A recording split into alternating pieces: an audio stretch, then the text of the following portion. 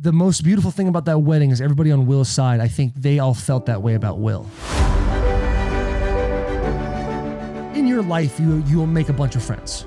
And like some of those friends will be seasonal, and it's okay. It's how life works. But you're gonna meet, I don't know, if you're lucky, 6 people in your life that are lifelong friends. It's not just about the seasons. Being around Will is the most fun thing ever. He's so easy to talk to. He's so easygoing. He does such a great job of realizing what he can control and what he can't control. And I think because of that, he has this ability to live lighter. Will doesn't care about anything other than just having a good time and being friends. And that's the cool thing. And that's super, super rare to have. And now we get to the river part, which we're all waiting for, right? We're 45 minutes into this thing. It's time for me to start telling you about the river.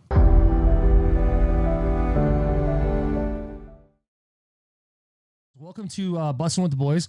I am your humble co-host. I am solo today, so it's just the host. I run this shit now. My name is Taylor Lewan, and you're probably wondering, where's the kid? Where's the beautiful, handsome boy with the chiseled jaw and the great teeth? He just got married in Montana, Big Sky, Montana. And listen, Montana, beautiful country. Alex was there. Blossy's still flying in from there. Gorgeous place, but it's like barren. It's a barren ass spot. Like it's like I feel like there's 14 people that total live in Montana. I met 6 of them. You know what I'm saying? The whole entire time.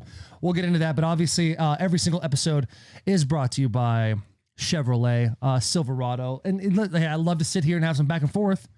I love to talk to you right now, Will, but you're not here, so I'm going to do this by myself if that's okay with you. It's the strongest, most advanced Silverado ever. Obviously, this thing is dundant. It's going to be, you know why? Because that's what the Silverado is. The Silverado is going to be dundant because every single day when you go in, you either press the button because they have that cool now where you put the key in and you just press the button, or you're a classic cat that likes to twist and turn because Chevys from the 60s and Chevys from today's, they rip no matter what, right? This is what they fucking do. That's how it works. You can do anything you want. It's dependable, like the people who drive them, all right? I'm late to everything. I'm a horrible example of a man that drives a Silverado, but the reason why I drive a Silverado is because I'm trying to be like my truck, all right? So you see me, I'm an anomaly, but everybody else who's driving the Silverado, you need to know for a fact, those people are probably the most dependable, reliable you ever be around in your entire life. Let's see here. The design is big, it's bold, it's commanding. The truck turns heads. We've talked about the kink. We've talked about it. I need to get a new pillow in my house. The bed's outstanding. The last bed I went from was like a caveman sleeping on a table. GD, can't say that word, so we got to edit that out. We all right? Hey, that's strike one. That's strike one. I got the kink in my neck. I got a kink in my brain right now because Alex just interrupted a little bit, and that's okay because my man was just on a 2 a.m. flight. He didn't get back to Nashville till 2 a.m., so we're good. The Silverado, my neck, it turns heads, and that's why the kink thing. Go back and other things. I've lost my point on that. It's a partner with grit and determination. Anything is possible with the Silverado as a partner. You can do it for tailgating, hauling, towing, off-roading, moving day. No one likes moving day. But if you have a buddy with the Silverado, you tow that thing in the back, you're living the dream because you know they can carry the couch, they can carry the bed, hopefully not my bed. That was a cave thing. Can't say so just GD. That's what you got to do. And obviously the Chevy Silverado, we're not going to do specific days or anything like that. Just know that when you get into it and you see that beautiful sideways plus sign, that's the Chevy emblem, you know you're in good hands. A bow tie. That bow tie. Thank you, Alex. Hey, you saved it at the end there. I'm trying to make up for it. Yeah, no doubt. Back to the show. I'm kind of wondering whether I should start with like Will's wedding. Oh, I should go. There's like so much stuff that's been happening lately. Like, do I talk about myself first, like I probably would usually? Yeah. Or should I go into the boy? So lately, for those of you who listen to this podcast, you've probably heard me say some negative things about the University of Michigan, and I stand by them. You know, I do. I think when I went to Michigan, I had a unique experience. It ended horribly. I had an assault case. You guys all know about that. And Michigan didn't really back the boy like that. It was something they said they were going to, hey, we got your back. And then all of a sudden the game ended and it wasn't so great after that. And you leave and you never realize the impression you have on an establishment, on a place until you leave, which is, I feel like that goes for everybody. Yeah. No, I mean, no one's really appreciated as much as they are until they're gone. And the other day I was sent a video by one of the guys, his name's escaping me at this point, of a mannequin. And they did the boys some favors. All right. The package looks phenomenal. It looks like I have a six-pack in my jersey. Like, I'm willing to live in infamy that way. I think I'm more than happy to have a sausage in the pants and an absolute 12% body fat. I'm all about that. But he says, hey, we're making these mannequins of like Michigan legends. And to be referred to as like a legend at a university, such a prestigious university that's been around for so long, it's very cool. So you got Woodson, you got Denard Robinson, Tom Brady, Devin Bush, and myself in the video you'll see. And it's so crazy because when I was at Michigan, we were a dumpster fire, dude. We were just absolute wet garbage. And it's so funny because in this video, too, me and Denard were in the same class, and we were so terrible. But yeah, we're here as a recruiting chip, which is pretty badass, man. The University of Michigan's been they're definitely putting money in their facilities. They're getting after it. But I don't know. I've said before, like, yeah, they got to get better, and it's like, you know, I'm not going back and forth. Like the boys got to get better, right? We like the only way for us to be good, you got to beat Ohio State, and we can't beat Ohio State. It's like what I don't know if we have a number. But it's like 19 in the last 21. Something crazy like that. Your boy was in one of them. Just know that. We're trash, dude. They got so many damn gold pants over there. That's what you get when you're at Ohio State. We got to get better. So I don't really feel like trashing them anymore. But listen, we got to live in reality. We can't pretend like, you know, you're all of a sudden Alabama and Ohio State and Clemson now because you made a nice video of me. I really appreciate you guys. And I love it. But yeah, see, it's tough out there. What are those? All the Michigan ones. What is that from 1897 through 1905. That's a tough gig. Here's the recent right here. Yeah. Since 2012. Yeah. 2011 was the last one. 2011. That's when your boy was there. Yep. We did. We lost to them, and we lost to them like a nice little, like a last second banger in 2013. That was my senior year. So anyway, that was super cool, dude. I really thought that was a badass deal. I loved that. Michigan rips. That's life. Oh, there's some crazy shit. So I guess has it come through yet that the NCAA is now? The NCAA now is like the NIL stuff. They have to pay. They have to play the players now, right? What's NIL mean? What does NIL stand for, boys? You said NIL stuff. You're the one that you did the abbreviation. I just know NIL stands for, conceptually, yes, players are now able to make money off of their likeness. So I think it's name, image, likeness, I guess. Yeah. NIL. So they're able to leverage their own personal brands for, like, you couldn't even go do like football camps and stuff in the past and use your name. Now I guess you can go and do stuff like that. Yeah. That's cool as shit. I like that. So I used to be a guy actually on the fence. I used to be on the other side of the fence before. When I was like kind of coming out of college, I thought, oh, but college players shouldn't get paid because it's like, that's how you become a pro. Like it's the step you have to take to become a pro. And it was kind of like a non-educated thought, because if there's money to be made and you're the person playing the game, you should be compensated in one way or another. And the NCAA, it's like any other world, any other business in the world would be highly illegal. Yeah. Like what they do to the players, not just football players. You can be hockey players, baseball players, softball players, basketball, gymnasts, everything in between. It's billions and billions of dollars, and you guys are just taking it all, not giving nothing to nobody. So I used to be a person that was like, no, the college players shouldn't make money, and then when you get to the NFL or whatever your next step is in that sport, you should be able to get compensated for that. Now I don't know all the rules in this thing because your boy don't read very much, but I will say that is it like everyone gets a cut rate, like everyone's making like $5,000 a month, or is it like individual people? I don't think, correct me if I'm wrong, if you guys know, I don't think it's as much of like they're now on payroll. I think it's more so they just have the freedom to be able to profit off of their own name, image, and likeness. So they now can go do those camps. They can go make money on that stuff, but they're not like getting a paycheck from the NCAA. No, I don't think so. See, that's still some bullshit. I think the NCAA needs to start cutting checks, dude. If you're just able to go make more money for yourself, but like the NCAA still, no, they're not getting hurt at all. It's just tough because they can't go like a blanket rule, right? Like Michigan athletics makes way more money than whatever. Yeah, Temple or like a smaller D1 school. Nothing against Temple. There's a lot of good players out there, but it's obviously not like a big Michigan. I think I don't know. They should be divvying that money up somehow, but it's tough. Like for me, if I'm in college right now as an offensive lineman, I'm hot because I'm not making shit. Right. And then when I'm in college with a guy like Denard Robinson, dude, Denard could not go anywhere. Shoelace could not, like we would go to the bar. Guy didn't drink. He was all time. Like he was all about that business. But like we go to the bar, he'd hang out with the boys, and it was like an absolute. It was a jersey chasing fest, dude. The girls of Michigan would be flocking to my poor guy. Don't feel bad for him at all, but like he couldn't do nothing. He couldn't go anywhere, and he was just a G on that campus. He would have made hundreds of thousands of dollars. I feel like, unless there's a cap on it. That's what I'm wondering, if there is a cap on the whole thing. It's really not a big deal. But another thing that happened in the NCAA, and I don't want we're gonna start towing some lines here, folks. So saddle up, put your seatbelt on, because it's gonna get a little fun for a second. Well, recently the World Series is going on right now, right? The World Series, and yeah, okay, I got Garrett in the back shaking his head. This is a bit of a deal. So it's NC State, right? NC State and Vanderbilt. So hey, listen, we're local country folks. You might like some of these things I'm gonna say, you might not like it, but I bet it's probably gonna be the truth. So NC State and Vanderbilt are going toes. The winner of this, correct me if I'm wrong, I don't know why I keep saying that. That must be the title of this whole entire thing. Correct me if I'm wrong. If Vanderbilt had to beat them twice to go to the World Series, that is correct. All right.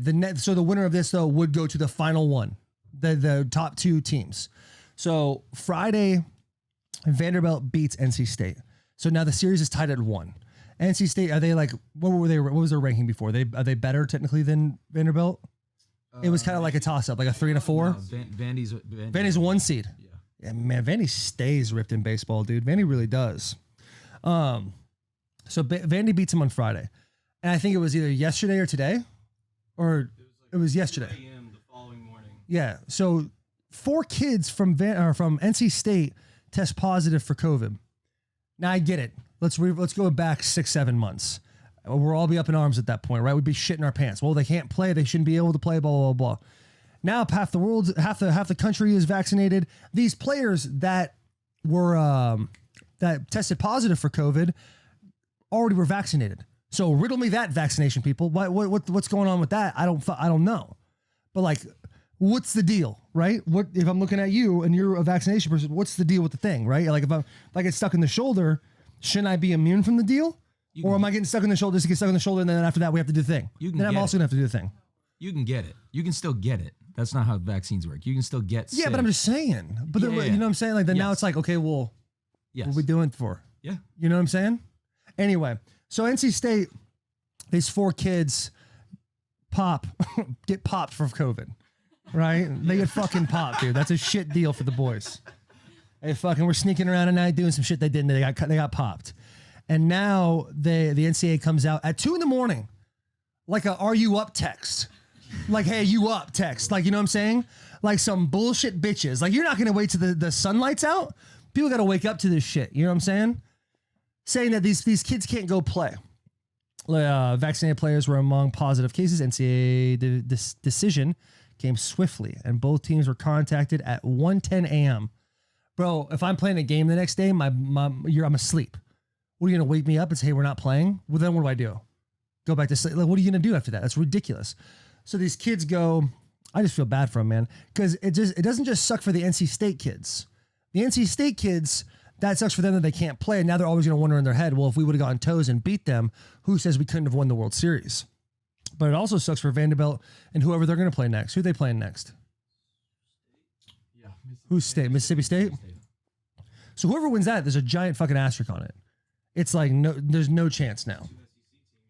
2 SEC teams, good baseball teams, obviously, but like there's always going to be a what if Vandy and so played. 1,000 things can happen in a game. We all know it's not the most contact sport in the world, but anything can happen. So I feel really bad, and it's just like I don't fucking get it, because if I'm running Bussin with the boys, which I don't, but I'm saying if I'm running with the Bussin with the boys, I'm allowed to fuck up a little bit. You know what I'm saying? Because we're like. You know, one of the employees right now is wearing a Grateful Dead t-shirt. Like, we don't have all our ducks in a row. It's not like we're wearing suits and ties. Like, we're kind of just flying by the seat of our pants. It's been 2.5 years. It's been a year and a half or whatever it's been. And we just got fucking AC. Like, with things are getting fucked up. But if you're the NCAA, like, what are you doing, bro? That's the dumbest shit I've ever seen in my entire life. And it's like, have a press conference or something, but don't call people at 1:10. What time was the game? 4 a.m.? Was it like 3 hours before the game? I really doubt it. You know, it's probably a golden hour game, right? You know, it's one of those things. 6 o'clock, sun setting. Your girlfriend wants to get a picture, but you're up to bat next. It's one of those things. That's the kind of deal we're talking about. So it's just like, NCAA, handle your shit better, right? Like, it's just like, you've been doing this, you've been taking advantage of these kids since when the NCAA get established. I don't know, the beginning of time, we'll say. All right, it was Adam and Eve and the CEO of the NCAA. That's what it fucking was. I don't know. Who cares? 1906. 1906. Like, what is that? That's wild. Get your guys' shit together, dude, because you guys are. I feel like you're slowly getting exposed. Hopefully, it kind of dissolves into a different thing eventually, because NCAA is just trash. When I was in college, you would have to you would go and get your meal. It was the weirdest rules because, like, we obviously get help with school. Like, we'd have tutors appointed to us. We didn't have to pay for the tutors. Like, that was nice. Like, our schedule was set up. Like, you remember, like, Garrett, you and all of you guys with us. You go to college, like, when you're going to set up for your school, like, you have to be, like, on point. Like, these are the classes I want to get into. Well, you guys are waiting up till probably 1:10. I guess that's when NCAA starts or whatever school fucking starts. When you guys are waiting to type in, this is the class I want to go to and register it before it fills up too much, we've already done that a week in advance. You know what I'm saying? So we've already gotten all the classes we need to get into, and that's a good gig. We're playing back and forth, right? It's like I'm in a tennis match and there's just cameras on me, but I'm have to run back and forth to hit the ball. So we have a couple of good perks, but then it'd be dumb shit like we could get a bagel. Like, if you wanted a bagel, it'd have to be a plain bagel. You couldn't have anything on it. It can be an everything bagel, couldn't even have garlic on it. I'm a big garlic guy. But you couldn't have cream cheese. You were allowed to give cream cheese. You could have cereal, but you couldn't have milk. It's like, what kind of dumb shit are we doing, NCAA? Like, it's just ridiculous. And then I always laugh at when people are like, you know, college athletes have it so much easier than regular people. It's like, no, that's not the fucking truth at all. I was listening to I'm not going to say the radio show, and I'm not going to say who was on the radio show, but they were having this conversation. When you're a college athlete, you're waking up at 6 a.m., you're going to work out, you're finishing your workout, you got to go to the classes that everybody else just woke up before to go to. Then you got to go to practice. Then after practice, you get your food, and then you go to the academic center or whatever you guys want to call it. That's what it was called in Michigan, because they have no imagination. Academic center, and you go there, you get your tutor, and you get your homework done, then you go home and you go to bed. It's like 10 o'clock by then. It's a fucking grinder. It's wild. And then you get to the NFL, and you're like, holy shit, I got all this time in the world. Being a college athlete is so much harder from a day-to-day standpoint than it is being an NFL athlete. NFL's a chill boy. You're just hanging out all the time. Like, woke up at 8:30 today. I got 2 kids. It's a nice gig. You know, I got this podcast and a workout, and I don't know, might sneak off into the bathroom and jerk off. You don't know what you're going to do, right? The world's my oyster. After that, as a college athlete, you got to go in the academic center bathroom and jerk off. And that's like you're on a timetable because your tutor's waiting on you. So anyway, that's a bit of a deal. What else we got going? You want to recap the wedding? I'm fucking exhausted. God damn. I'll tell you, yeah, we'll recap the wedding. I'm exhausted. Your boy, I don't think I've really drank at all in like, God, over a year. Wouldn't you say, Tay? Yeah. Maybe longer than that. And you guys are sitting there snarkling. It's probably thinking about that Predators thing. Well, the Predators thing, I purposely didn't get any beer in my mouth because your boy was trying to watch out for inflammation. Recently, in the last couple of weeks, my knee's been doing so great. The swelling's been going down. I'm running. I'm changing direction. Like, your boy's going to be ready for the season. I'm stoked. Unless something ridiculous happens. So I get to the wedding. I have zero intention in drinking. And you guys probably think I'm building up to the video of me passed out in the river. Like, I guess we are building up to that, right? I guess in a way we are. In a way we're building up. But let's fucking Tarantino this thing. River, right? We talked about it for 2 seconds. Now let's go back to the beginning. Will and Charo met. I'm just kidding. I'm not going to go into that. There's fucking Will and there's a beautiful ceremony. The speeches were. I feel like you gotta start putting a timetable on speeches, though. There were some long boys and girls out there, dude. But they were just saying what their heart felt. Mm-hmm.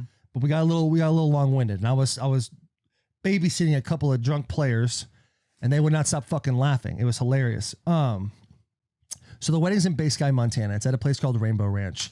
The place is awesome. It's you go behind the hotel, and it's like the scenery's beautiful. There's mountains. Like, there's a flowing river going across. It's a epic setup. And especially coming from like Nashville. Like, Nashville's a beautiful spot, but this place is like, You know, the old guy with the long mustache, just God's country. Like that's the kind of shit we were dealing with out there. Like it was God's country. I thought there was a bear in every single goddamn corner. So we get there, we fly out, we fly into this small little like one landing strip and like a one hangar airport. And it's like we are in BFE. There's fake cows set up on the side so other cows know to probably stop here. That's what I'm assuming it was for. Like on the runway, as you're flying, what are you saying? No, they were fucking cows, dude. That's what we were laughing about, because when you look closer, they were just signs. Well, you don't have the microphone. So we hit this runway and there's cows lined up on the runway. And I'm thinking, why the fuck is it like, do the cows know to stop here? Like these are the alpha cows or something like that? They were fake cows. We get there, we pull up. It's me, Taylin, our two kids, Lindsay, Harold, Landry, and Jayon Brown. 2 cars pull up. We get in the cars, we start driving. The drive is an hour and a half away. That's fine, but if you have a 1-year-old, oh fuck, right? Like everything's good until you add the 1-year-old and it's like, fuck myself, dude. The kid handled her shit like a damn champ, dude. She handled it. She's a tank and she acted like it. She was just in her seat, chilling, chill girl the entire time. It was unbelievable. The next venture, we end up driving and it's like 90 miles an hour. It's a straightaway, basically the whole time getting around this thing. You're going, I'm playing the passing game. We finally get to Rainbow Ranch. And it's a nice setup, dude. People are there. Here's the deal with a wedding. Like you can have all the nicest venues in the entire world. You can go to the nicest places. But if your crew, I'm talking about the entire wedding, if your crew sucks, the wedding's going to suck.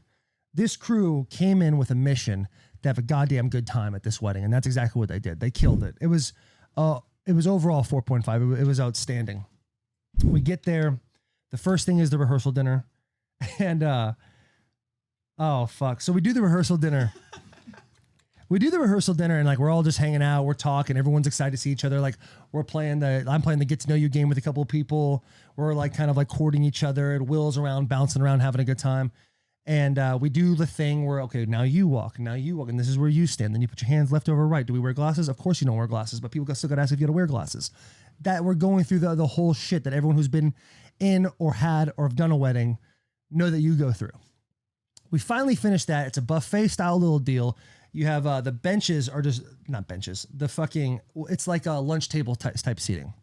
You lay it out. There's a nice little drape over it.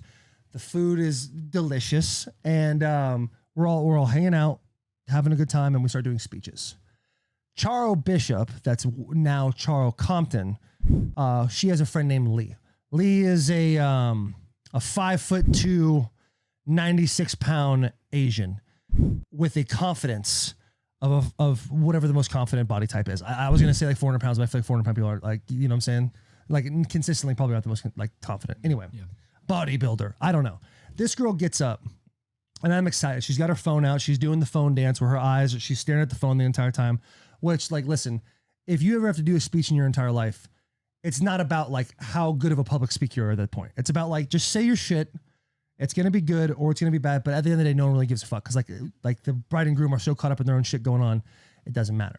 She's doing the phone dance and she starts talking about Charo. And it's like, I'm looking at her. It's she's so detailed. She's talking about Charo and their friendship and what they've gone through. And I'm starting to look at Charo in a different light. Not that I looked at her bad light before, but I'm looking at her going, wow, okay, that's awesome. They have a good time. And then she starts talking about Will. And if you think I'm hard on Will in this podcast, you should have fucking seen this little Asian girl drop the goddamn hammer on this dude. It was like the roast of Justin Bieber. But all of them, all the best jokes combined into one. She started saying when I met him, his teeth, I couldn't understand a word he would say. His vocabulary was terrible. Don't know what it is about Bishop and her friends. Can't understand it. But they are all about vocabulary. That's all that if you meet Charo Bishop and any of her friends, you better say a big word like superfluous or you're fucked. Okay? Because they know all the big words. She starts killing him for that. And it's just a bit of a deal, man. She's just like murdering this dude.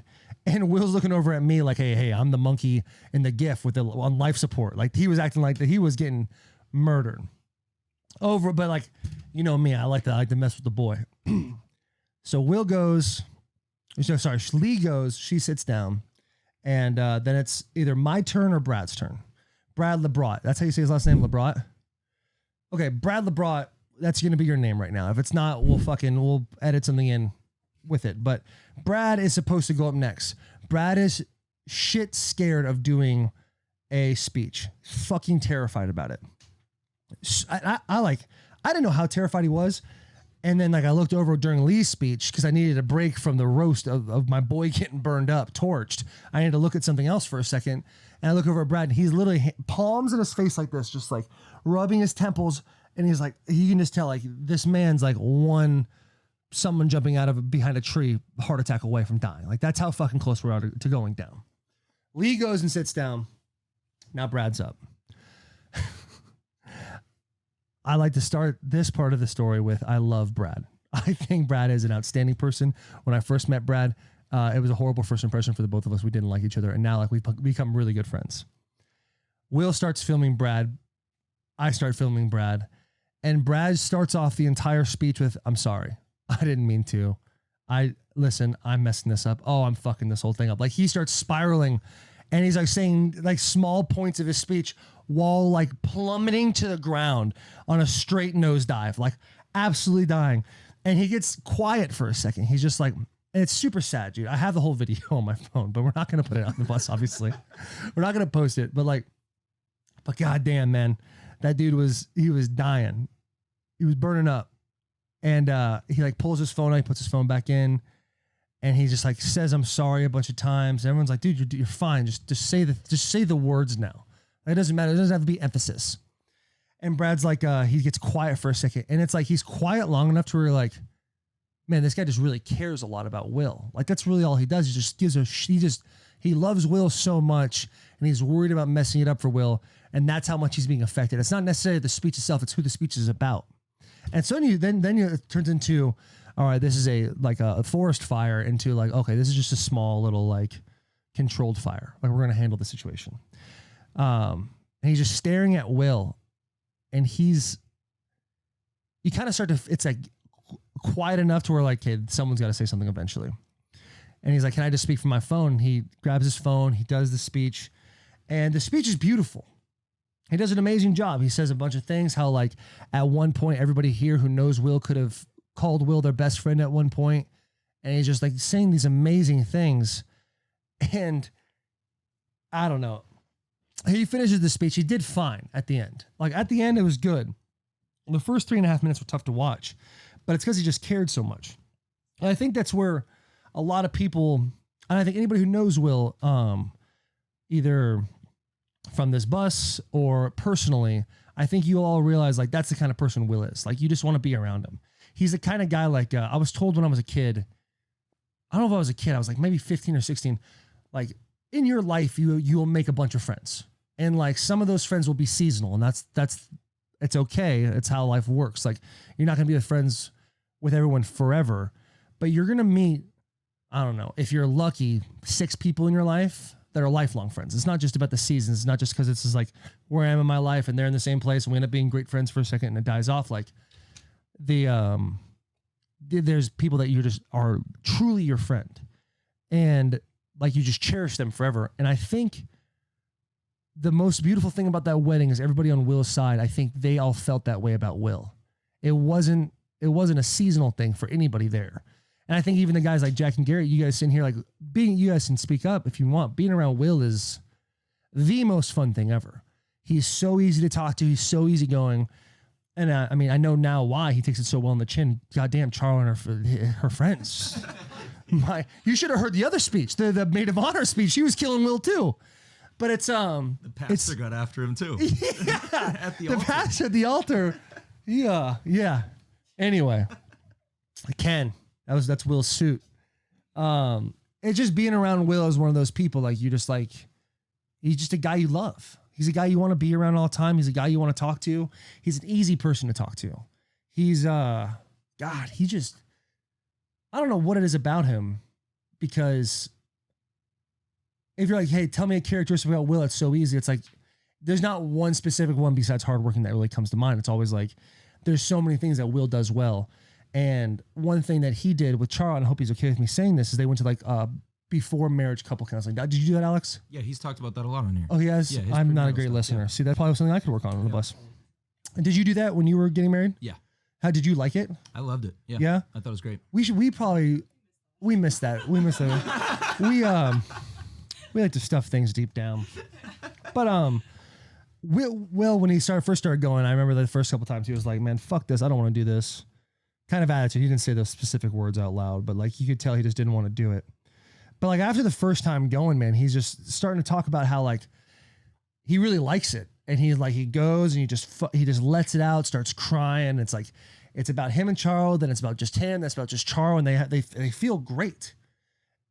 And it's just, that's one of the coolest things about Will, especially in the sport of football. Because in the sport of football, there are so many people, athletes, coaches, up top people, whatever the fuck that word is, that just like are so blinders focused on what they're doing. They don't take the time to work on themselves. And Will, being able to deal with the adversity that he has, and adversity it's always a hard thing to say. Cause like I dealt with adversity this year, but like how many people do you know have had an ACL? I feel like I've met like 1,000 people that have been like, yeah, I've had 2, and it's like, what you're so consumed in. But like Will, his dad sent me this email about the speech I was going to give. I was like, hey, I need some help. Like, and his dad sent me like all these things about Will's determination, his grit, his, the classic lines that Will says about himself, like him being obsessive over rivals and having a plan and everything being strategic. He just handles things so well. He does such a great job of realizing what he can control and what he can't control. And I think because of that, he has this ability to live lighter. And I just think that's so cool. Cause like I have an extremely hard time with that. Will is like, because of how light he is and easy to be around, he's everyone's best friend. And the coolest thing is like how many, I never, like, this was like, if you were talking about people in 2021 talking about we need to be more diverse, this is the most damn diverse wedding I've ever been to. Asians, Mexicans, Black, and it's like everybody was best friends with, like, Will doesn't care about anything other than just having a good time and being friends. And that's the cool thing. And that's super, super rare to have. So good for you, Will. Perfect timing. Thank you. Free fly. Probably don't read the call to action first. Okay, introduction. Brands send us clothing all the time, and there aren't too many that I actually say that I love enough to wear on a consistent basis. Okay, they wrote this. There's lots of stuff they send us that we like, but I do like Firefly as well. It's very comfortable. There is one brand that is so ridiculously comfortable that it's become a go-to for the past couple of years. We haven't had this podcast for a couple of years, but I know what they're saying. It's the Free Fly rips. Free Fly makes performance clothes made from butter soft bamboo and literally feels like, describe in your own words, butter soft bamboo would also be what I would say.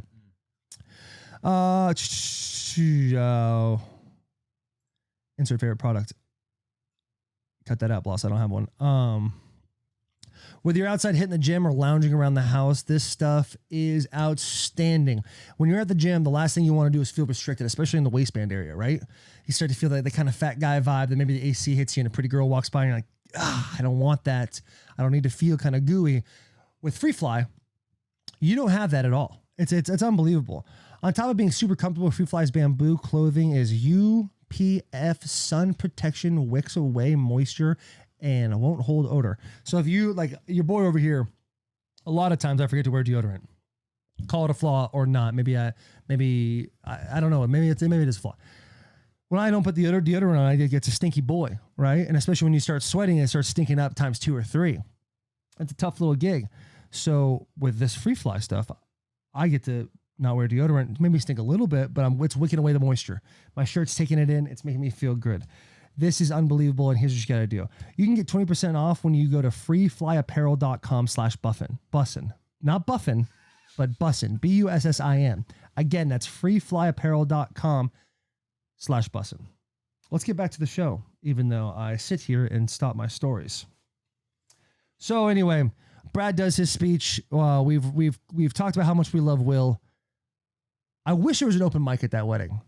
That'd have been super cool. We did it. That's one thing I realized. One thing I realized at Will's wedding is how fucking crazy my wedding was. We had some crazy shit go down at our wedding. It's not what we're talking about right now because I feel like those people come after me. But but this shit was wild, dude. And this was just a smooth ass wedding. Everyone was having a good time. People were there to have a great time. Brad does his speech. I did my speech. Listen.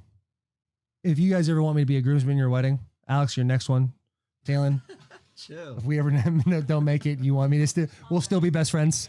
You need to give him a speech. Please, God, tell me to wrap it up.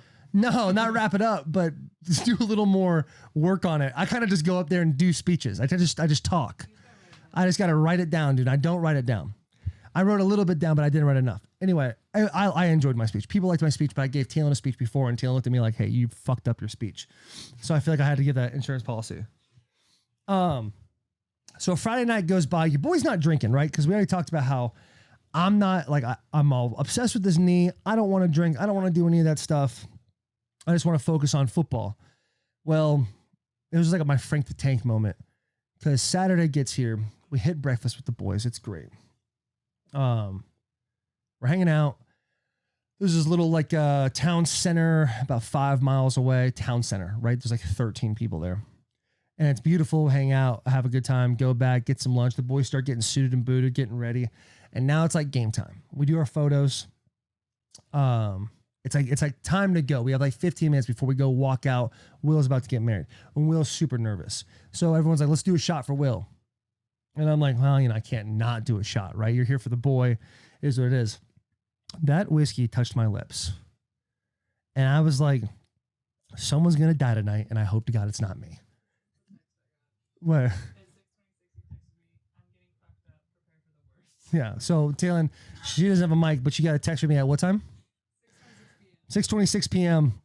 I'm getting fucked up tonight. Prepare for the worst. All things considered, I think it was a pretty good night. Thank you. I appreciate that. And Talon, I want to give Talon a shout out on just a classic wife move.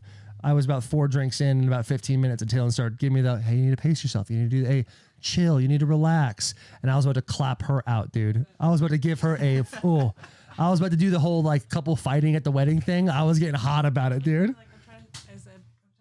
Yeah.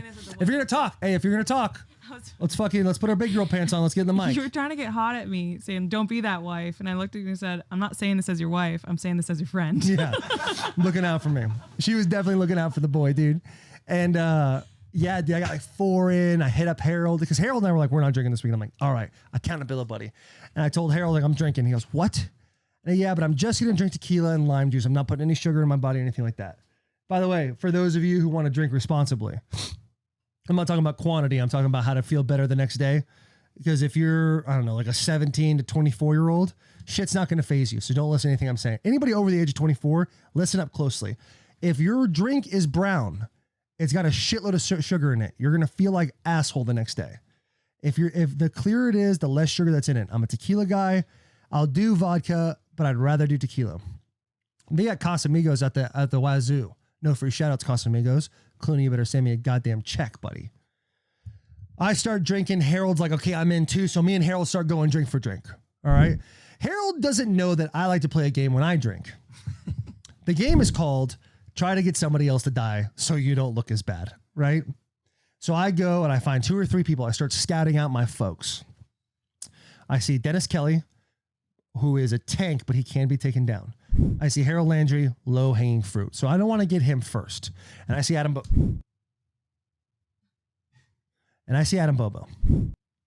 And I'm like, okay, that's the porridge thing, right? Dennis is too much. Harold's too little. Maybe Bobo's my attack. So I get 3 drinks. I start tossing them out. And I hit everybody with the same thing. Oh, Alex was one too. And Alex was a little bit of a vault at first. But listen, everyone gets cracked eventually, all right, with persistence. I get the drinks for these boys and I hand it to him. Alex had his own drink in his hand. I hit him with, hey, chug this drink. Dennis Kelly chugs the drink, unfazed. Adam Bobo chugs the drink, starts screaming. Harold Landry chugs the drink and makes a face like he's about to throw up right then and there.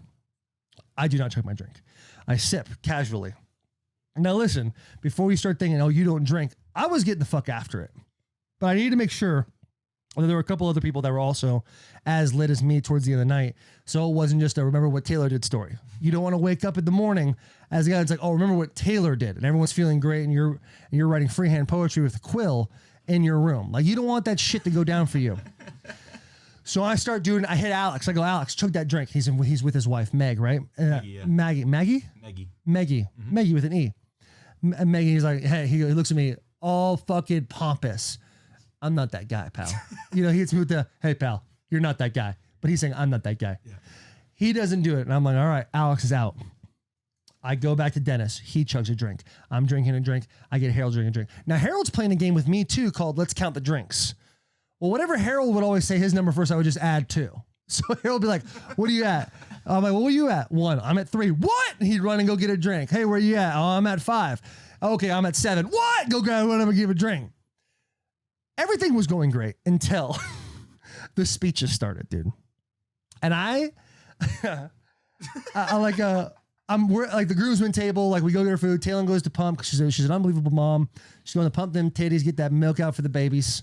I go up, I get her, I come back down, and the speeches are going to start. But I go over, and then the best table is the best 2 tables are at the far end of the tent. It's where Darren Bates is, his wife, which shout out Darren Bates' wife. She's a fucking queen, dude. That chick rips. Darren Bates' wife, Harold is there. Dennis is there with his wife, also a queen. But Bates' wife showed out. So, hey, Jariana, like, listen, next time you see me, I show out a little bit more. Harold's there. Bobo's there. Bobo's date there. Molly, who was a cool chick. She was chest pumping me in the middle of the night. It was hilarious.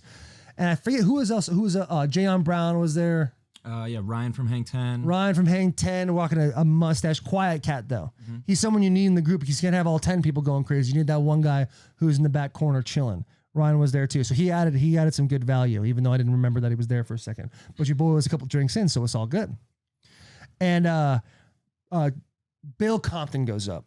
Now, I've been to a few weddings. I'm going to go back a little bit to February when I was at my brother Chris Arnold's wedding. There's a guy named Jed Blinder. This kid is fit for a goddamn straitjacket, but he brought the noise, he brought the heat, he made everybody feel comfortable the entire time. We did a speech thing, and every time someone got up, he would be screaming at the top of his lungs for that person. And I thought to myself, next wedding I go to, I'm going to be that guy for these people going up to give the speeches.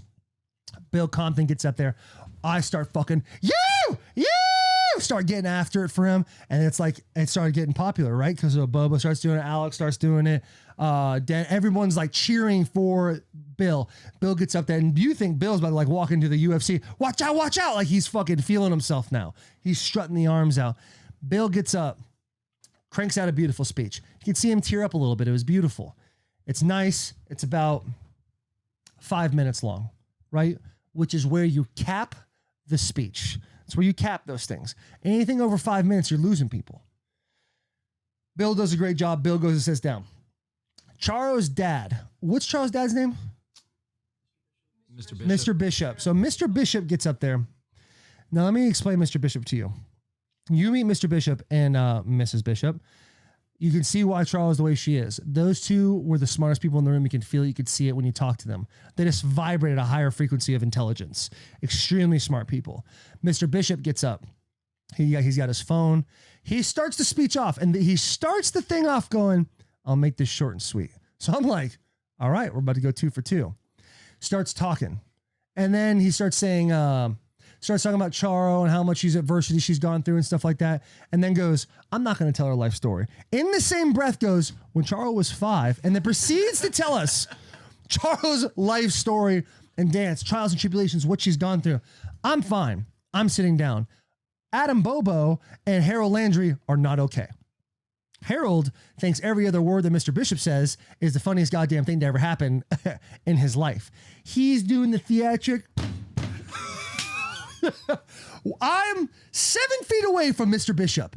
And Bobo, who I'm like, okay, guy's like 37. He could probably help me out. He's an adult. Help me out with Harold. And Bobo starts fucking buying into it. And now I got 2 children laughing their ass off at Mr. Bishop trying to have a moment staring at his daughter, also staring at his phone, also sliding a bunch because that was a long ass speech. Staring at his daughter. And I'm like trying to calm them down. I can't. Me and Molly, Bobo's date, we're sitting there like herding cats, trying to get these 2 to just shut it. It hardly works. My worst nightmare was going to be when Mr. Bishop like turned and looked at us like, hey, please stop. But he didn't do that. Thank God. So Mr. Bishop hits us with, I'm not going to over exaggerate, an 18-minute long speech, right? Is that close? Alex? I would say 9. I would say that Bill's was like 2. And that you think Bill's was 2 and then Mr. Bishop's was probably closer to 8 or 9? Yeah, I think that's about right. Cut their mics off. So Mr. Bishop had an 18-minute long speech. The stories he told were amazing. I loved it. But when you're over here taking 2 children that are also your size, it was a tough task for your boy. Was it your idea to tell Harold to start drinking waters? Because he ended up with 3 tables worth of waters in front of him. Don't tell me you drank too much.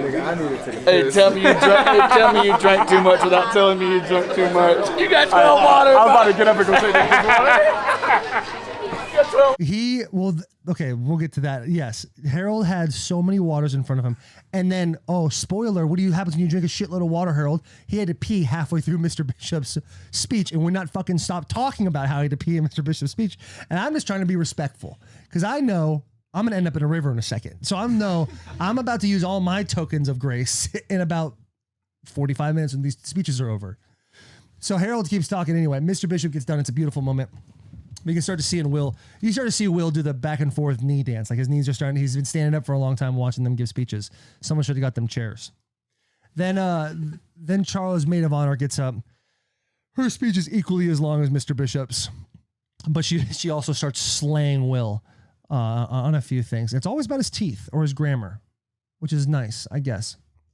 So the speeches finally end. Harold sprints to the bathroom and takes his pee, and now we get to the river part, which we're all waiting for, right? We're 45 minutes into this thing. It's time for me to start telling you about the river. Well, I guess we're not going to tell you about the river. We have to go back to another thing. Let's talk about some Georgia boots. Talk about Dundon. Georgia boot is the most comfortable boot in the entire world. Georgia boot's the most Georgia boot is America's hardest working boot.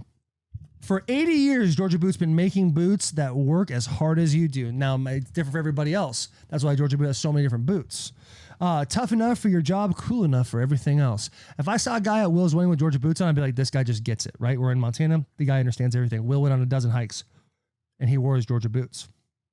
I like looking good even when I'm working, and these boots do that. Sometimes I try to take little studs for my football cleats, and I try to stab them into my Georgia boots. That's how comfortable they are. That's how supportive they are. That's how beautiful and comfortable they are. These boots hold up in any condition without sacrificing comfort. Go back to my last statement about football. I wish we had something like that. That'd be unbelievable. It has comfortable technology for an athlete's shoe packed into a great-looking boot. Oof. Great-looking boots that are wildly comfortable at a price you can afford. These bullet points are really hitting home that they're comfortable, and I concur. Whether you're working on your feet all day, working around the house, or grilling with your friends, these boots won't sacrifice comfort or style. Georgia Boot offers the best work boot, wedges, and lodges around. God, these eyes, dude.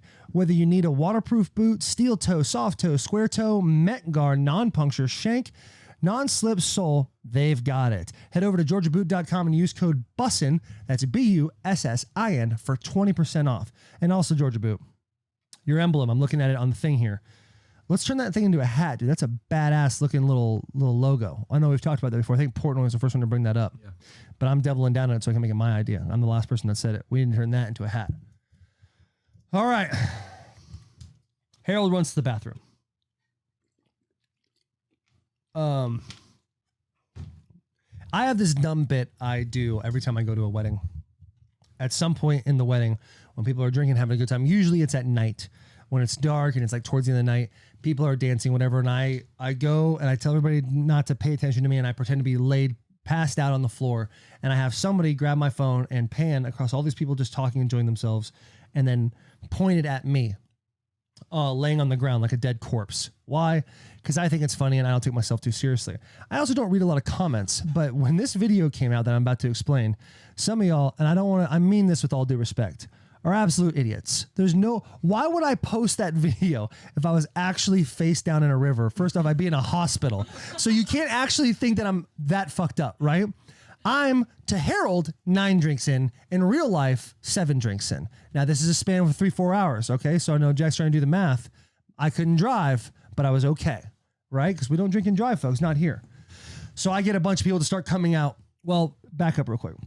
Will knows I'm going to do this. Will's very aware that I'm about to do the river thing. We've talked about it. He thinks it's hilarious. This will never piss off a guy like Will.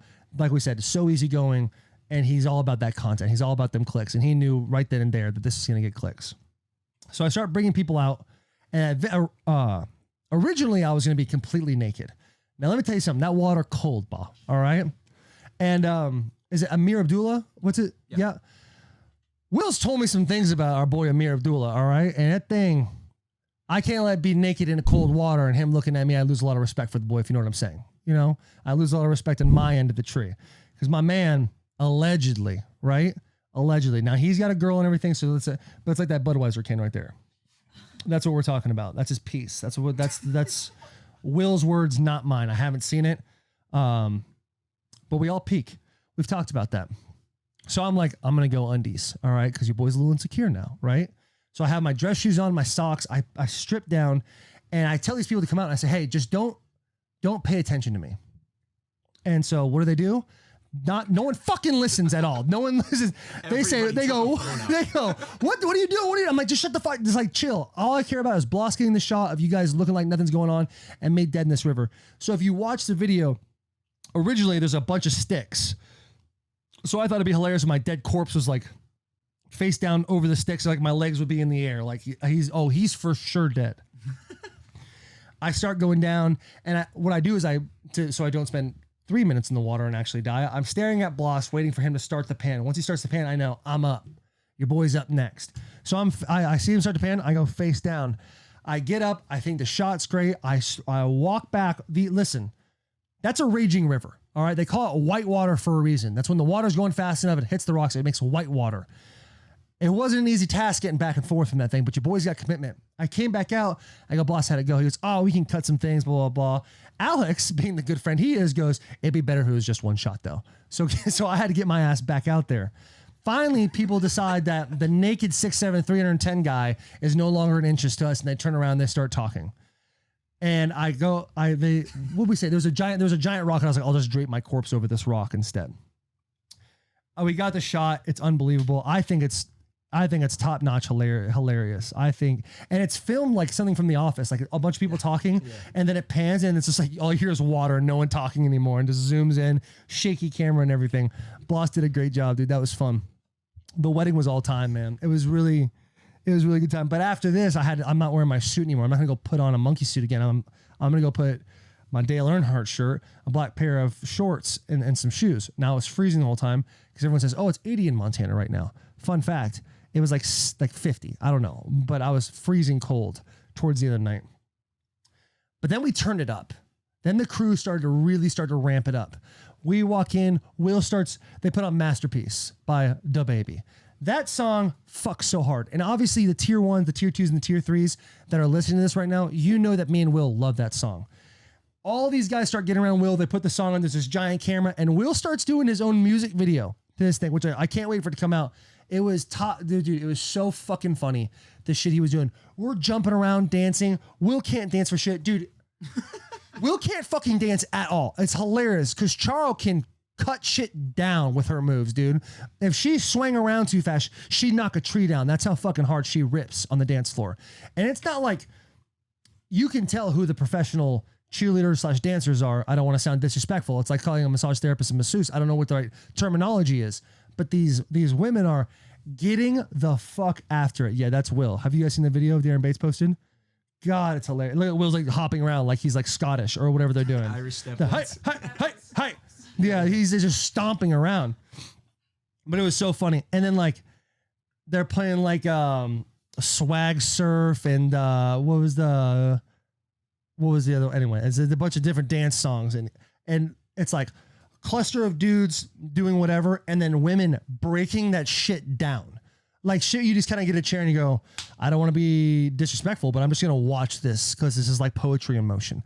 They're getting, like, dude, this little Lee girl, I'm getting a drink at the bar and I gently step back on her foot.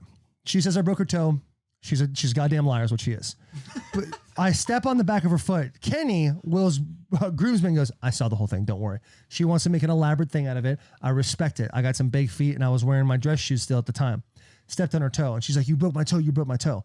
Allegedly was crying in the corner.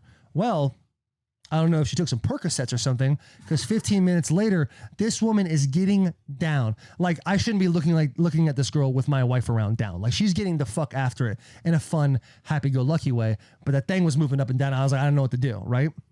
Girls were dancing everywhere. It was wild. But it's like one section is like people are, these women know exactly what they're doing. And the other section is just dudes jumping and hitting each other. The combination of people was hilarious.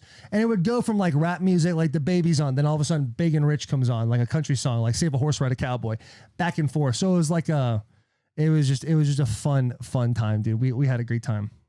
So they call last call at 11 o'clock. And I'm like, I get Harold. Harold is now a walking zombie. To him, I'm at 42. And he's at whatever number he told me. But he's been drinking water so like a lot. So like my boy's working through it. Bobo lost him for a little bit, but he's back. Dennis Kelly, like a fucking Clydesdale, dude. The guy was just literally could have had like an IV drip of alcohol into his vein. And he would have been totally fine. The guy, I've never in my life seen a man drink the way he does. Jan's ripped up too. I feel like I have to say Jan's name because I love the boy. So they're making last call. And in my head, I'm like, if I'm drinking for the first time in however many months, we went from a year earlier, let's call it 18 now so I look cooler. I want this party to keep going. Across the street, there's this bar called Corral. Corral, what do you do with people? You corral them around. They call last call. We get the microphone. We say we're doing the sparkler thing.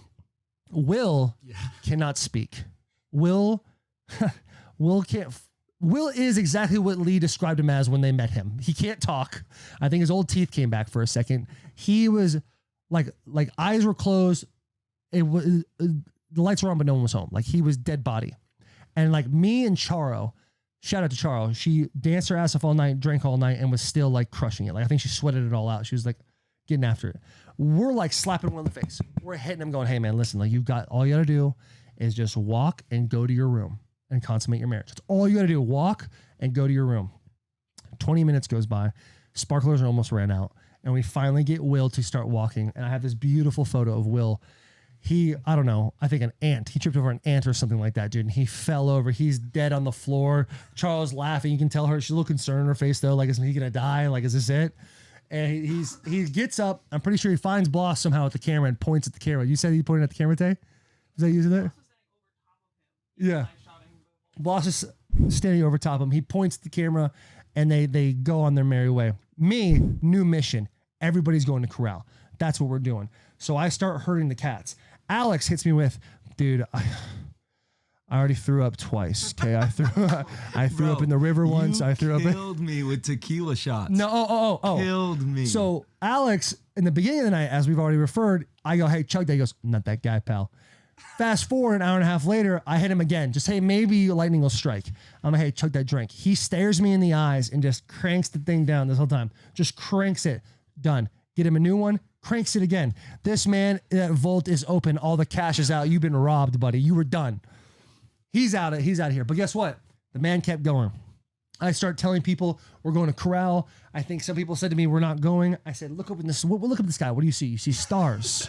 When you see stars, what do we all want to be in life? We all want to be stars. Think about all your hopes, dreams, and ambitions. And where's it at? It's at Corral. I said, "No, I don't. I don't want that. I don't want to be a star." But where'd you go? I went to Corral. You went to Corral. We get like, Talon, you better not do this. 40 people went. That not less. 40 or 40 plus. We walk into this place. We're in Montana. We're not just in Montana. We're off a highway in Montana. Like there's like 6 people maybe in this entire bar, all locals. And there's this one dude, his name is, I think, Ernie or something like that. He's been going there for like 30 years. He was a logger. We get a tab going. The whole crew's getting after it. There's country music playing when we get in there. Within 5 minutes, Darren Bates has a new speaker. That music is now off, and he's playing whatever music he wants. On a Bluetooth. These people on the table. Yeah, Bluetooth on the table. People are rattled. Well, those people, they end up fitting in just fine. Credit Karma Money is brand new checking account where you can win cash reimbursements for making purchases. When you use your Credit Karma debit card, you can win daily instant Karma purchase reimbursements on items up to $5,000. There's a comma in that. That's how much money it is. Just pay with your debit card, and if you win, you'll be notified on the spot, and your instant Karma cash will be added back into your spend account. Credit Karma has already given away over $3 million in Instant Karma to over 50,000 Credit Karma members and counting. Over your FDIC insured spend account. Okay, let's try that again because those open is what with the big letters all put together. That's always tough for me. Open your FDIC insured spend account for free. There's no minimum balance requirements, no overdraft fees, and free withdrawals from a network with over 50,000 ATMs. 50,000 is a lot of ATMs. Only for July 1st through the 23rd. And when you make a purchase between July 1st and 23rd, you'll automatically enter to win $1 million. That's 2 commas. Credit Card Money progress starts here. Right now, visit creditkarma.com/winmoney to open your free account and start winning instant karma. Go to creditkarma.com/winmoney to sign up for free and start winning instant karma. That's creditkarma.com/winmoney. Instant Karma is sponsored by Credit Karma. No purchase necessary. Exclusions and terms apply. See rules. Banking service provided by MVB Bank Inc. Member FDIC. Maximum balance and transfer limits apply. Will always does that so well. Yeah. So we get to the corral. Now, I wasn't going to say this before, but because of the story, I'm going to say this part. I take my credit card out, and I'm going to do everybody a solid because we're in Montana. How much can a beer cost here? I have no idea. I give the guy my credit card, and I say, hey, opening a tab for the whole entire bar. Anybody who orders a drink between now and when I leave, it's on me. This goes for the locals, too. This guy, I think Ernest Ernie or something like that. He's a logger. Guy's outstanding. He's been going there forever. Anyway, he was appreciative. We were hanging out. Taylin has decided, Taylin is my wife, for those of you who are new. Taylin has decided that Harold hasn't been drinking as much as he says he's been drinking. Because Harold is coherently looking Taylin in the eyes, speaking perfect English, saying, I'm so fucked up right now. Oh, I'm so drunk right now. And Taylin goes, this dude ain't as drunk as he thinks he is. So someone goes, gets a vodka water. Tries to give it to Harold. Harold says, I don't want that drink. Taylin goes, he's going to have that drink in her head. She takes his water cup in front of his face and pours the entire drink into his cup and then hands it to him. And then says, hey, chug that water, right? Says, chug that water. Alex is looking at Harold like, please, God, don't do this. Because him and I were passing that water cup back and forth. So this is also my water cup now that is now vodka. So Harold's looking at, to Harold's recollection on the flight home, he's looking at Alex going, why is this dude staring at me so weird? Like, what's he want? Not knowing that Alex is just trying to save a life, right? He's just trying to save a human being from the uncertain death of throwing up. Harold chugs the drink per Taylin's request, immediately stands up, immediately runs out of the bar, and immediately starts vomiting. He says he opened his mouth and it did not stop. He lost it all out there. He comes back in. He comes to me like a sad puppy, says, I just threw up. And I start giving him the, hey, buddy, that's all good. When you throw up, you feel so much better the next day. Think of all that stuff's not going to be in your system anymore. It's all good. And he goes, well, I threw up. I still feel drunk. It's like, yeah, it doesn't just sit in your stomach. Like the shit goes and it goes across your body, and that's what it does. So that was the end of Harold's night. I think he went home right after that. The wedding was outstanding. The place was great. The people were great. I think overall, it doesn't matter about the venue. It never does. It's all about the people you bring around, and everybody was down to party that weekend. Everyone had a great time. It was awesome. Side note, Will's brother, Cody, was the drunkest girl at the party the entire weekend, by far. Yeah. With Taylor, she has no mic. She said at one point, Cody had a glass in his hand. He just shattered it in his hand. That's the kind of shit we were dealing with. But that was the wedding. It was unbelievable.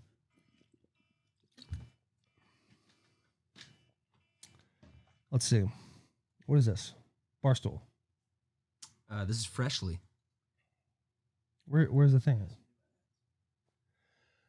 All right, I got it. Go back up. Oh, man. Dinner time can be chaotic. But with Freshly, it's easy. Their chefs take care of your meals a few nights a week and take the pressure off of you. We're all trying to get in shape and eat right. We all want to look good, right? Take the shirt off. It's summertime. We're feeling ourselves. Freshly can help. Their delicious meals are designed by nutritionists and cooked by chefs, making it easy to eat better. God, I hope they make something for eyes. Maybe carrots or some shit, right? Carrots up with eyes, don't they? Yep. Stress, tired, eyes don't work very well, just don't feel like cooking. Food that's fast doesn't have to be fast food. Freshly offers quality meals without the hard work of prepping, cooking, and cleaning.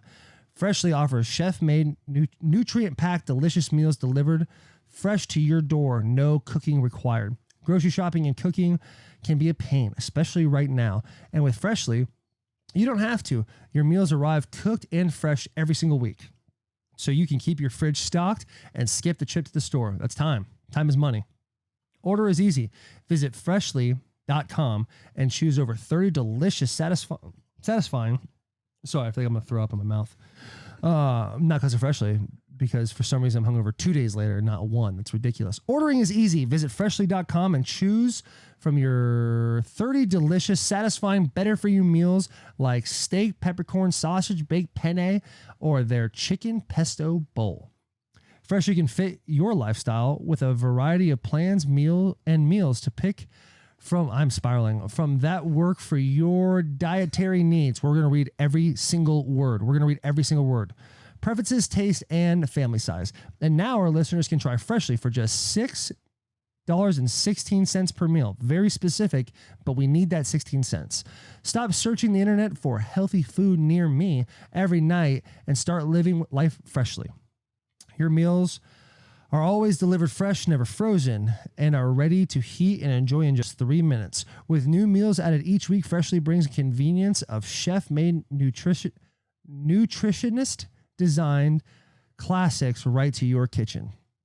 Right now, Freshly is offering our listeners $40 off your first 2 orders when you go to freshly.com/bussin. Stop stressing about dinner. Go to freshly.com/bussin, freshly.com/bussin for $40 off your first 2 orders. That's freshly.com/bussin for $40 off on your first 2 orders. Holy shit, dude. Oh my God. How do you guys listen to this shit? This week on Buffin' with the Boys. Yeah. Boy, gotta get words out. Listen, we had a great time. Let's do some current events. Sure. Let's do the girls. Oh, listen. Current events. This is a big one. And I don't know, like, I don't even know how to approach this because you don't ever want to be that guy. What is this? I'll just pull up highlights of what you're about to talk I about. know who Carl Nassib is. Okay, so recently in the NFL, Carl Nassib is the first active NFL player to come out as homosexual. People say Michael Sam was the first one. I think the difference between these two is that Michael Sam never actually played a real snap in an NFL game. He played some preseason, but I think that's about it. Carl just signed like a 3-year, $24.3 million deal with the Las Vegas Raiders. Mm-hmm. Here's my stance on the whole thing. I don't care if you're gay. I don't think it truly matters what your sexual orientation is.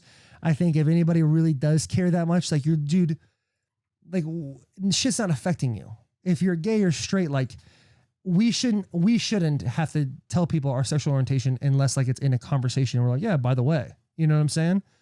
But given that Carl is the first one to come out, I think, people say it's super brave, and it is. I think for him to come out and say the things he did about being gay, and he said it great in his comments. He said, I hope someday, like, we don't have to do this, where you don't have to come out as gay. It's just part of the deal. And I 100% agree with it, because as a straight guy, who cares? You know, it's not like he's going to try to come get you. Like, what are you mad about? Like, if someone's gay or straight or bisexual or whatever it is, it doesn't make a lot of sense to me for people to be all hung up on that shit. Because it's like, jokingly, like, if I was a single dude, it's like, okay, good, one less dude out of the way, more for me and you, right? Like a Will Ferrell skit. But, like, I don't know. Is somebody here? Yeah, somebody just walked in. Who is it? Oh, okay. Who's Brad? He's working on the new music segment we're doing. Oh, cool. Yeah, so Carl came out as gay. I think I'm super happy for him to be able to get that. If he felt it was necessary to say that, I think it's going to be awesome for anybody else. They, the talk in the locker room a lot is, like, they say, like, there's statistically 2 or 3 guys in each locker room that might be gay. And it's like, if Carl being the guy to go be the first one to do that, I hope anybody who is gay and thinks they need to say it or need the strength to do it, I hope this is a cool opportunity for them to go, hey, like, you know, I'm also gay. Cause it's like, we got to stop living and like giving people titles of like, who cares what your sexual orientation is? It's ridiculous.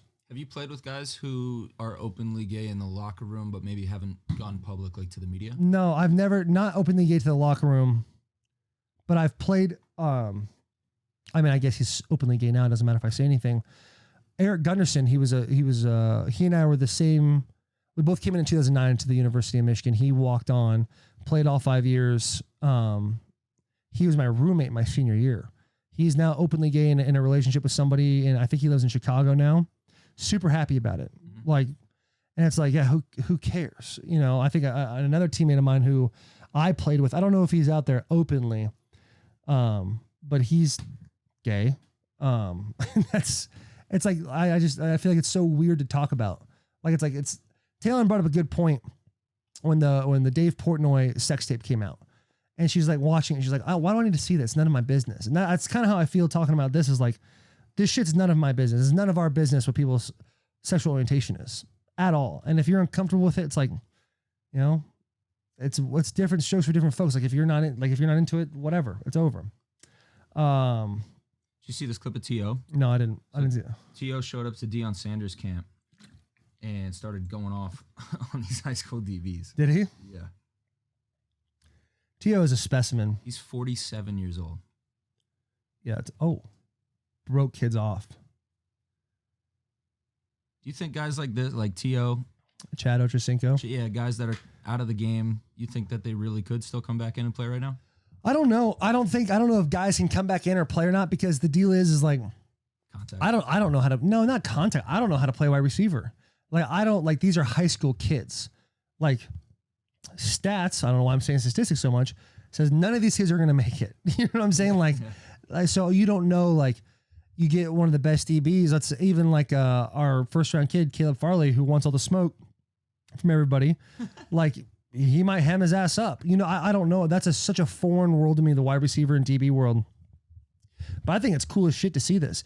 I think it'd be cool to get a guy like T.O. in a locker room and then have him go play a preseason game. Yeah. Like, there's nothing, it's not taking away from anybody except for maybe a guy who's trying to actually make the team. Like, you put a guy out there for a few snaps and say, all right, go give it hell and see what happens. I think that'd be cool to see. But Ochocinco says he could. T.O., from the looks of it, he looks crisp. 47? 47. He's jacked up. He's jacked up. He looks good. Him, Shannon Sharp, Ochocinco. I mean, Joe Thomas couldn't play anymore, but he looks fantastic. Obviously cheating, but like, who cares, right? Like, do your thing, buddy. I think that's badass. I think it'd be cool if someone, if they let a couple of these guys strap up for a preseason game and go out there and take some snaps, be like, hey, these are the 3 plays we're going to run. That'd be pretty badass. So this clip's from, there's a bike race. Do I need to listen? No. But it's good to see fans back out there, obviously. And here's a little fan interaction that went down this week. Oh, good. Oh, good. Oh, the guy in the blue in the front is so happy he wasn't a part of that. Well, this is it again.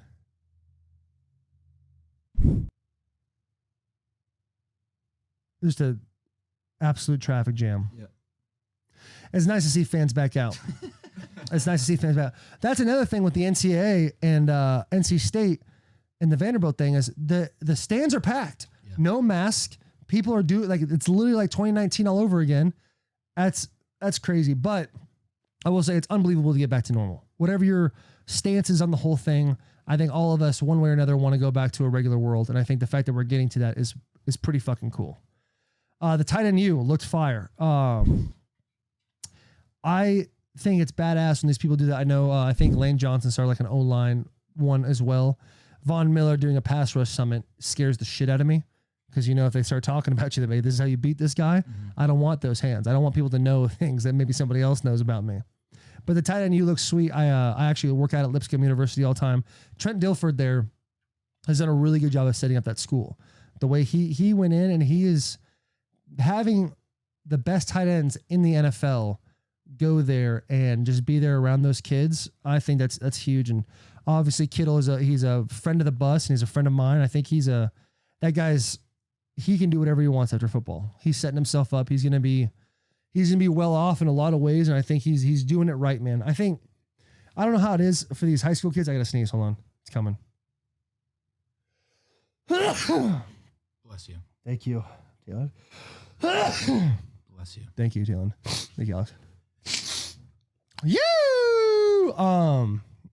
I think when I was in high school and stuff, it was not high school. When you get to college, it's like, hey, stay in your lane. You're an offensive lineman, or stay in your lane. You're a tight end or whatever. Only the wide receivers and the DBs and the running backs get to act like this, and some of the quarterbacks. I think it's cool now that people are able to find a voice, and I think it happens a lot with social media. Obviously, the double-edged sword of a social media. Everyone's in your business, but at the same time, you get to grow a brand, which is really cool. I think for any kid who's listening, you have an opportunity to go play college, go play NFL. Like, there's always gonna be the old school cats that are like, you shouldn't do this, you shouldn't do that, you shouldn't start a podcast, you shouldn't, be loud and obnoxious. Here's what you should do, because it'll never fail. Be yourself. If you're yourself, you're not gonna have all the friends in the world, because you're not gonna conform to what everybody else wants, but you're gonna have a much tighter friend group, and you're gonna be a lot more happy with what you're doing. Just be yourself. And if that means you want to go out and do a bunch of stuff, as long as you focus on what's most important, which whatever sports that is, then you're good to go, man. But I think Kittle's a perfect example of that. Guy gets after it in the football field. He has a lot of friends around him in the tight end world and able to create something that's really cool. And his brand is just blowing up, man. He's like, that's a crazy way for people to monetize and make money now, is like, be yourself and sell yourself. And that's pretty badass, man. So shout out to Kittle and the boys and Kelsey for doing the tight end U thing. That was rad. I think that's it. I think we did it. Hour 19. If it was boring today, go fuck yourself. I was really tired, but I had a lot of fun with you guys today. Seriously, each and every one of you on the YouTube, on the thing. If you guys are thinking about it, we have those dad hats that just came out. Yeah, dad. Father's Day passed, but it's never a bad time to give your dad a nice little cool little deal. So go to is it bussinwiththeboys.com or barstoolsports.com. Go to the Bussin website. Get you some merch. You need it. Got to have it. We got these shirts. Alex is wearing the same shirt in the back there. I joked on Jack's Grateful Dead shirt, but honestly, we could maybe cop that, turn that into a Bussin' with the Boys shirt. Send your requests, folks. Send them out. We love you. Big hugs, tiny kisses. Big shout out to you guys. If you enjoyed this episode and love and support Bussin' with the Boys, go to whatever podcast platform you're on and subscribe to us. Leave a review, rate 5 stars. If you're already subscribed, unsubscribe and resubscribe again. It helps the boys climb the charts. And again, we wouldn't be doing this and can't do this without you guys and all of your support. We also have a YouTube channel. If you'd like to watch our show or these episodes, they're on YouTube at Bussin' with the Boys. We're also on social media at Bussin' WTB. You can follow us everywhere. Go buy our merch. You guys know that whole deal. But thank you so much. We are forever grateful for you. The biggest of hugs and tiniest of kisses for the boys, always and forever.